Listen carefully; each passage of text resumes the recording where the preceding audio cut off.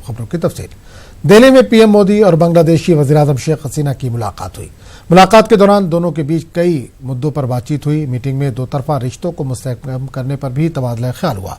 हिंदुस्तान और बांग्लादेश के दरमियान आज 3 और दो तरफा प्रोजेक्ट्स का इफ्तिताह हुआ। मीटिंग के बाद पीएम मोदी और शेख हसीना ने मुश्तरका प्रेस कॉन्फ्रेंस से भी खिताब किया। पीएम मोदी ने कहा कि 1 साल में हिंदुस्तान और बांग्लादेश के दरमियान 12 प्रोजेक्टों का इफ्तिताह हुआ है। मुझे खुशी है कि प्राइम मिनिस्टर शेख हसीना जी के साथ 3 और बायलैटरल प्रोजेक्ट्स का उद्घाटन करने का आज मुझे फिर एक बार मौका मिला है। पिछले 1 साल में हमने वीडियो लिंक से 9 प्रोजेक्ट्स को लॉन्च किया। आज के 3 प्रोजेक्ट्स को जोड़कर 1 साल में हमने 1 दर्जन ज्वाइंट प्रोजेक्ट्स लॉन्च किए हैं। इस उपलब्धि पर मैं दोनों देशों के अधिकारियों को और सभी नागरिकों को बहुत बहुत बधाई देता हूं। आज की ये 3 परियोजनाएं 3 अलग अलग क्षेत्रों में हैं। एलपीजी इंपोर्ट, वोकेशनल ट्रेनिंग और सोशल फैसिलिटी, लेकिन इन तीनों का उद्देश्य एक ही है और वो है हमारे नागरिकों के जीवन को बेहतर बनाना। यही भारत बांग्लादेश संबंधों का मूल मंत्र भी है। भारत बांग्लादेश साझेदारी का आधार है कि हमारी मित्रता से हर नागरिक का विकास सुनिश्चित हो। बांग्लादेश से बल्क एलपीजी सप्लाई दोनों देशों को फायदा पहुंचाएगी। एक प्रकार से विन विन सिचुएशन है।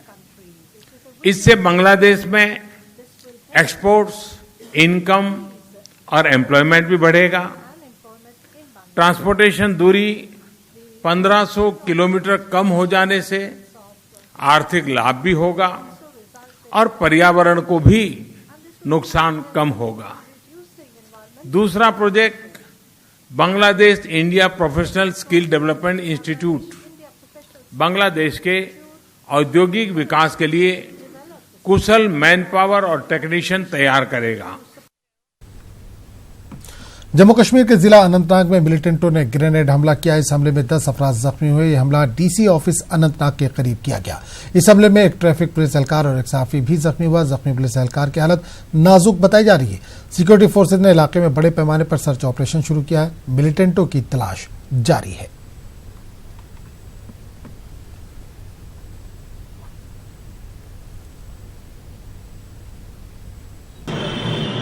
Terrorists lobbed a grenade in the busy Lal Chowk area near DC office, in which 10 people were injured.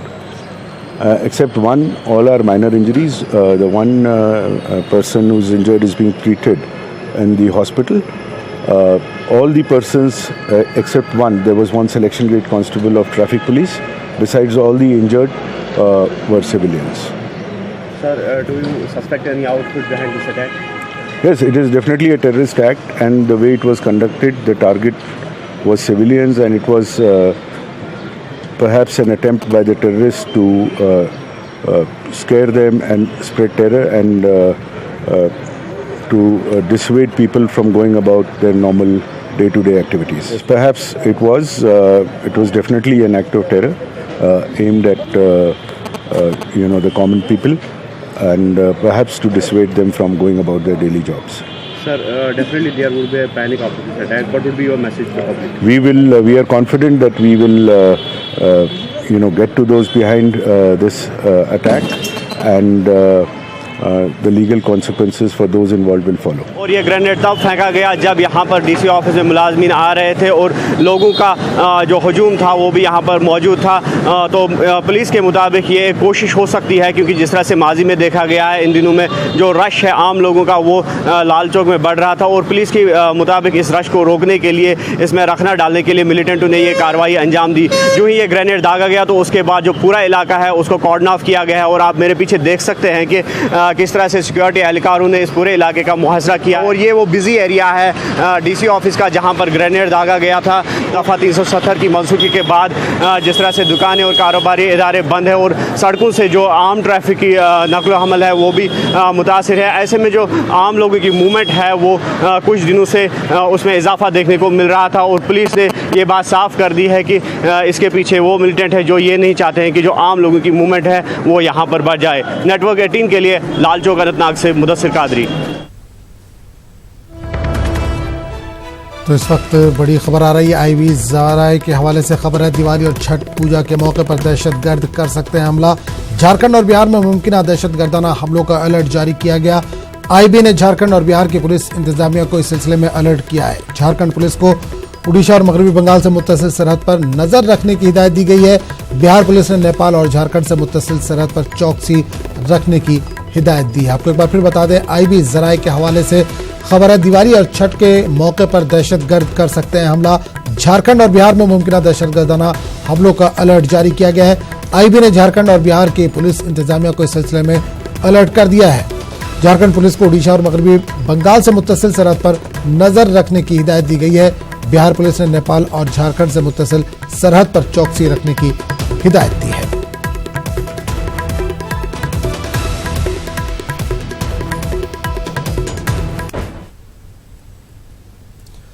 Plastic एक बिदअत बन चुकी है, खासतौर से माहौलियाती तौर से नाजुक वादी कश्मीर के लिए। प्लास्टिक की वजह से यहाँ के आबी वसाइल मुतासर हुए हैं। जरखेज जमीन रेगिस्तान में तब्दील होती जा रही है। 2014 के तबाहकुन सैलाब के दौरान भी प्लास्टिक ड्रेनेज में रुकावट पैदा करके तबाही का एक सबब बनी। ऐसे में वज़ीर-ए-आज़म नरेंद्र मोदी की जानिब से प्लास्टिक के खिलाफ मुहिम ने पूरे मुल्क को इस बिदअत के खिलाफ मुत्तहिद कर दिया। देखिए खास रिपोर्ट। वादी कश्मीर में प्लास्टिक के खिलाफ मुहिम एक मिशन की शक्ल इख्तियार कर चुकी है। वज़ीर-ए-आज़म नरेंद्र मोदी की जानिब से शुरू की गई इस मुहिम ने सरकारी अफसरान को बेदार कर दिया है। सफाई कर्मचारियों को नई तवानाई बख्शी है। आवाम की इस मुहिम में बढ़ चढ़कर शमूलियत देखी जा रही है। एक माह कबल जो मुहिम बिल्कुल गैर मुनज़्ज़म नजर आ रही थी वो अब एक मरबूत मिशन बन चुका है। तमाम लोगों को एक नारा से नो टू प्लास्टिक ने मुत्तहिद कर दिया है। स्वच्छता ही सेवा प्रोग्राम के तहत म्युनिसिपल काउंसिल श्रीनगर ने सितंबर के आखिरी 20 रोज के अंदर 13 टन मिकदार का प्लास्टिक जमा किया है। श्रीनगर के 35 वार्ड से प्लास्टिक निकाला गया। श्रीनगर की वाहिद डंपिंग साइट अच्छन से 161 मीट्रिक टन प्लास्टिक को जमा करके रिसाइकलिंग के लिए छांटा गया। श्रीनगर म्युनिसिपल कॉर्पोरेशन के मुताबिक जमा किया हुआ प्लास्टिक सड़कों की ब्लैक टॉपिंग और सीमेंट फैक्ट्रियों के लिए इस्तेमाल किया जाएगा। अवेयरनेस चल रही जोरों शोरों पे, हर एक जगह जो फेज फर्स्ट खत्म हुआ 11 सितंबर से 2 अक्टूबर कल्मिनेट हुआ है। इसमें हमने बहुत सारे अवेयरनेस प्रोग्राम्स किए हैं और प्लास्टिक बहुत सारा जमा किया है। इसमें करीबन 13 क्विंटल हमने जमा किया है, जो 4 जगहों पे एक हमारे प्रेमिसेस में, एक असन साइड पे और लाल चौक में भी और निशात साइड में भी हमने जमा करके रखा है। और दूसरा जो फेज और 27 तारीख तक चलता रहेगा, इसमें खास प्रोग्राम्स यही रहेंगे, प्लास्टिक कलेक्शन, अवेयरनेस और इसका डिस्पोजल। और हमने एक अच्छी बात ये भी है कि हमने MOU कल ही साइन किया है PWD के साथ कि वो बिटुमिनस के साथ ब्लैक टॉपिंग में प्लास्टिक यूज़ करें। श्रीनगर में रोजाना 400 मीट्रिक टन सॉलिड वेस्ट निकलता है। माहिरीन के मुताबिक इस वेस्ट का 20% प्लास्टिक होता है। अगरचे प्लास्टिक छांटने की स्कीमें माजी में कामयाब नहीं हो पाई, ताहम अब म्युनिसिपल हुक्काम के मुताबिक चीजें पहले से काफी बेहतर हैं। जम्मू कश्मीर में 50 माइक्रोन से कम पॉलिथीन बैग्स के इस्तेमाल पर गुज़िश्ता 12 सालों से पाबंदी है, ताहम ये पाबंदी सिर्फ कागजों में दर्ज है। बाजारों में पॉलिथीन का खूब इस्तेमाल हो रहा है, जो कि बैरून रियासतों से दरामद किए गए हैं। अगरचे स्टेट पॉल्यूशन कंट्रोल बोर्ड कार्रवाई की बात करता रहता है, ताहम वो एतराफ़ कर रहे हैं कि इसके ज़मीन पर कम असरात नजर आ रहे हैं। जितनी प्रोडक्शन थी हमारे यहाँ पे, वो हमने सभी इंडस्ट्रीज बंद कर दी थी।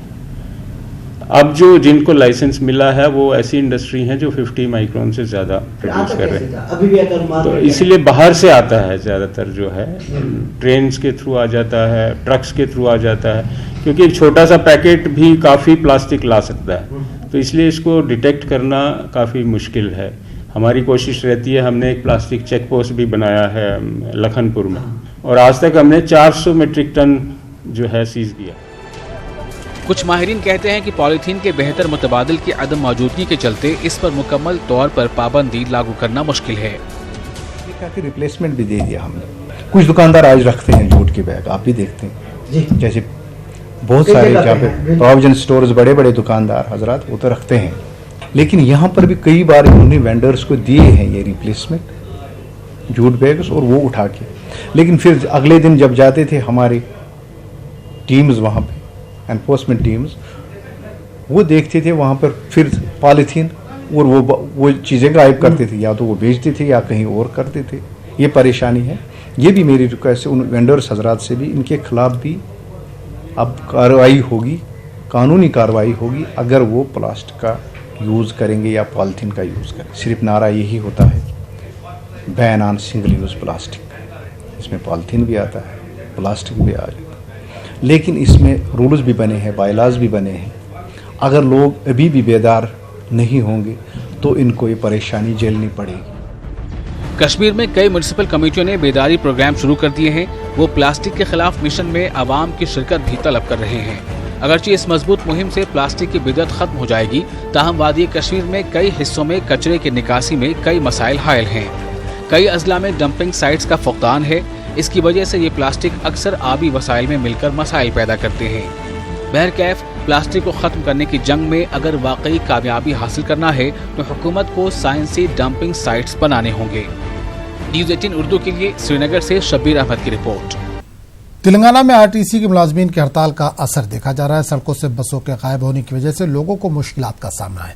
आरटीसी मुलाजमीन की तंजीमों ने मुश्तरका बैनर तले हड़ताल की कॉल दी है। हुकूमत ने हड़ताली मुलाजमीन को धमकी दी है कि अगर वो आज शाम 6 बजे तक ड्यूटी पर हाजिर नहीं देंगे तो इन्हें मुस्तफी समझा जाएगा और इन्हें दोबारा मुलाजमत पर बहाल नहीं किया जाएगा। याद रहे कि आरटीसी नीम सरकारी शोबा है। हुकूमत ने सख्त रवैया अपनाते हुए मुलाजमीन के तंजीमों से बातचीत के लिए बनाई गई कमेटी भी तहलील कर दी है। हुकूमत ने कहा है कि वो चाहती है कि दशहरे और त्योहारों के मौसम में आम लोगों को किसी भी किस्म की मुश्किल ना हो।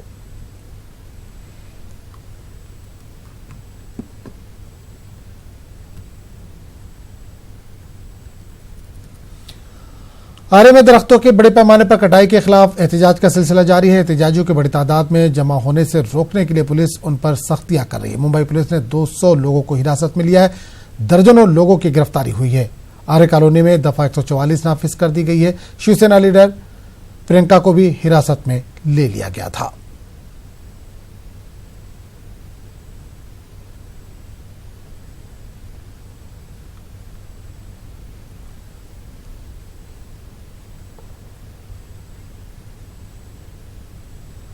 आर्य कॉलोनी में पेड़ के कटाई पर शिवसेना ने मुखालफत की। शिवसेना लीडर रविंद्र वायकर ने कहा कि हमने हुकूमत को दूसरी जगह दी है, लेकिन हुकूमत ने हमारी बात नहीं मानी। सांस लेने को कुछ नहीं है। उन लोगों का 30-40 साल में मरने का दिन आने वाला है। ये जगह में मैं आता था 1950 में। बंदर, बटरफ्लाई, कितना पक्षी था, एक पक्षी कलर का है ही नहीं इधर। मैं एनवायरमेंट दे रहा हूँ। इधर एक स्लोगन है, शेयर योर आइडियाज, गांधी का थॉट है। अब रिकॉर्ड कर रहे हैं, शेयर योर आइडियाज। मैं अभी पोरबंदर से आया हूँ। आप लोग मुझसे तो फोन करके पूछो, कीर्ति मंदिर में पोरबंदर में गांधी लुके लग आया था क्या? अभी मैं नहीं सुना तो डायरेक्ट रात को पहुंचा तो इधर आ गया। पक्ष की भूमिका साफ है कि पेड़ कटने नहीं चाहिए, टूटने नहीं चाहिए। हेल्दी पेड़ होने चाहिए, ये मेरे पक्ष की भूमिका है। दूसरी बात है, रात के पेड़ काटना ये कानून में है ही नहीं है, तो रात के क्यों पेड़ काटे गए? जब हमें कोर्ट से तुम्हें गवर्नमेंट को परमिशन मिली है तो हम पब्लिक बैठा और उसके बाद अब उनके सम्मति से, सब लोगों की सम्मति से बता के जो भी कानून ने बताया वो कर लो।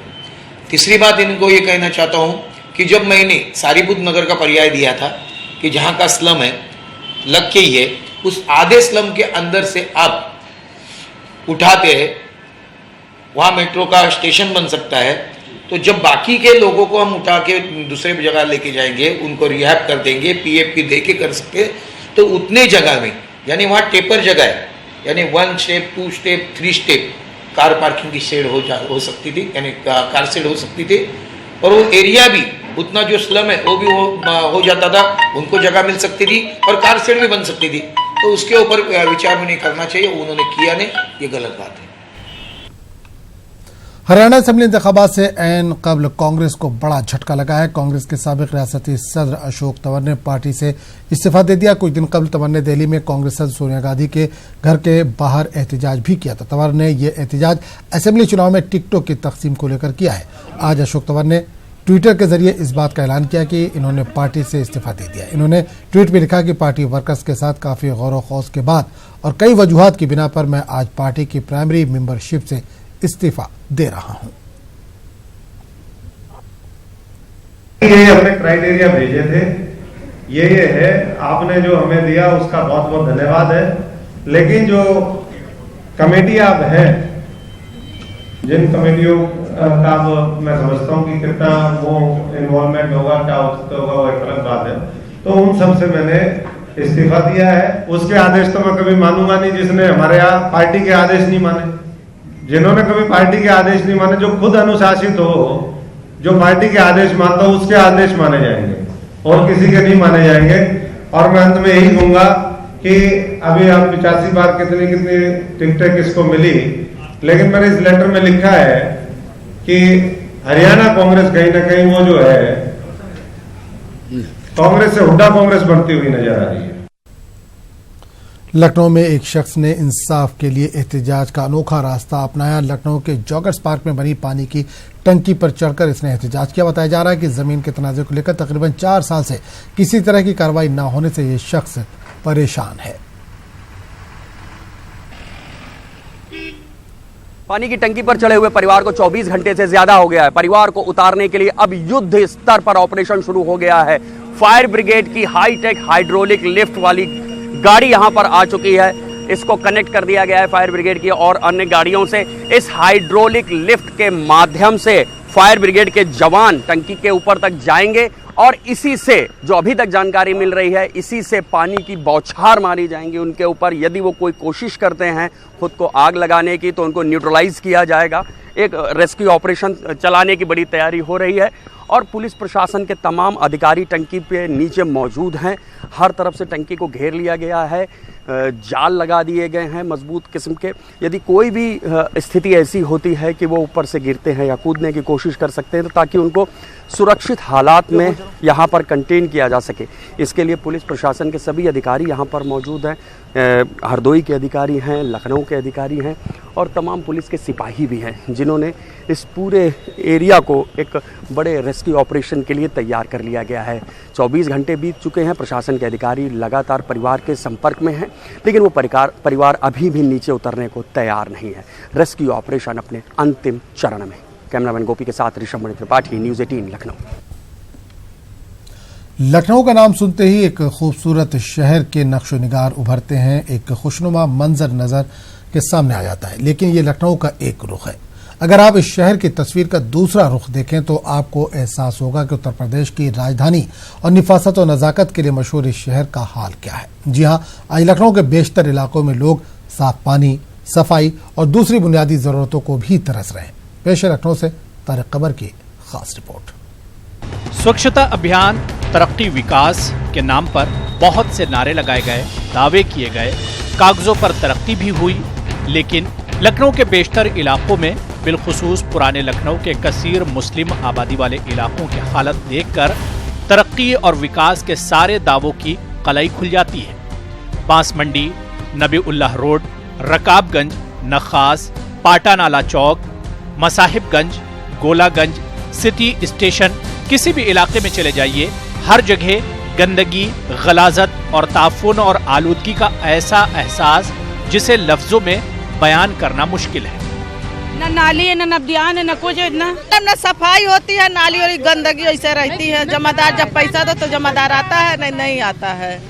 हाँ, पानी का बहुत गंदा आवत है, पीने लायक, खाना पकावे लायक नहीं रहता है और पानी भर जाता है और गंदगी बहुत रहता है। नाली की परेशानी, हर चीज। सफाई नहीं है, पानी बड़ा गंदा आ रहा है, सफाई बहुत कम आ रहा है, जमादार बहुत कम आ रहा है। नहाने की तो बात छोड़िए, खाना बनाने और पीने के लिए पानी नहीं।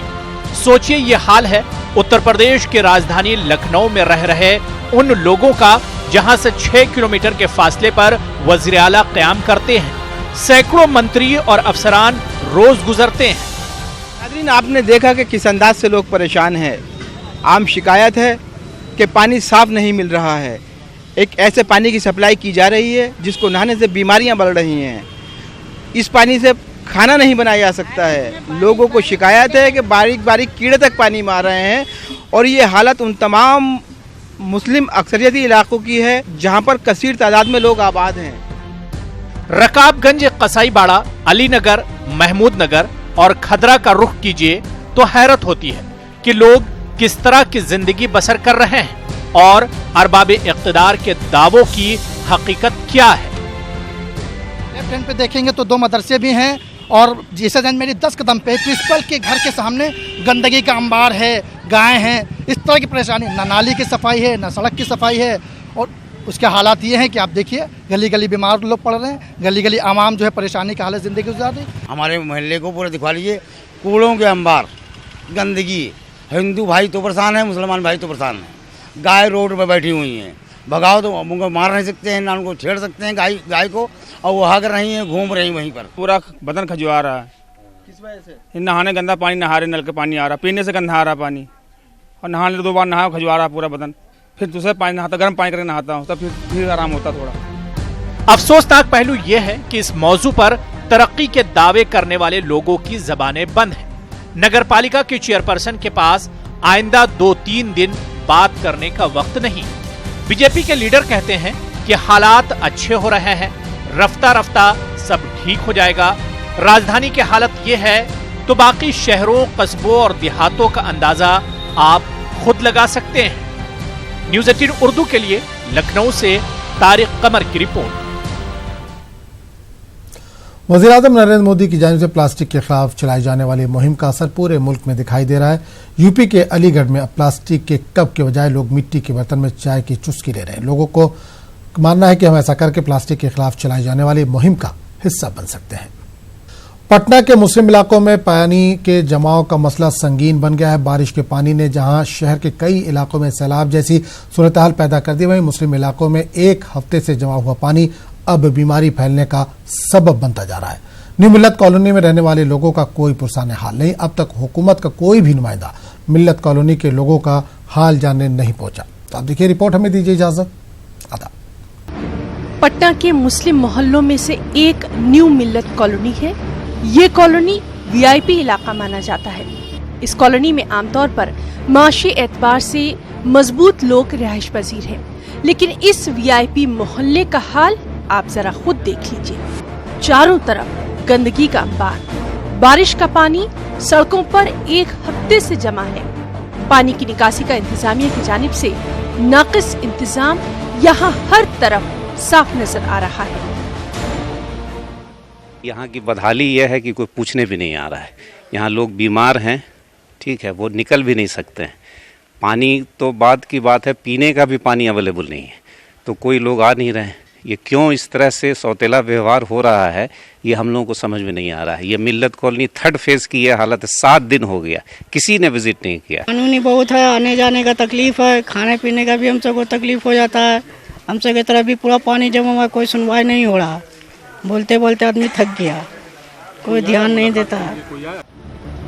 1 हफ्ते से आबी जमाव का मसला है। अब इस पानी से बदबू तक आने लगी है। बदबू और सड़न से लोगों का जीना मुहाल हो गया है। तमाम तरह के टैक्स अदा करने वाले यहाँ के लोगों को अफसोस सिर्फ ये है कि अब तक उनके मसले को हल करने की कोशिश नहीं की गई। हम लोग हर टैक्स देते हैं, समझ लीजिए एक इनकम टैक्स, मकान टैक्स, रोड टैक्स, नगर निगम टैक्स, हर टैक्स अदा करते हैं लोग, साल में देते रहते हैं। लेकिन ये हालत देखिए, ये मिल्लत कॉलोनी नहीं, अब लगता है कि एकदम जिल्लत कॉलोनी हो गई है। इतनी गंदगी जिसका कोई ठिकाना नहीं। हम लोग पानी में हिल के जा रहे हैं, घर में धोते हैं, पैर में खुजली है।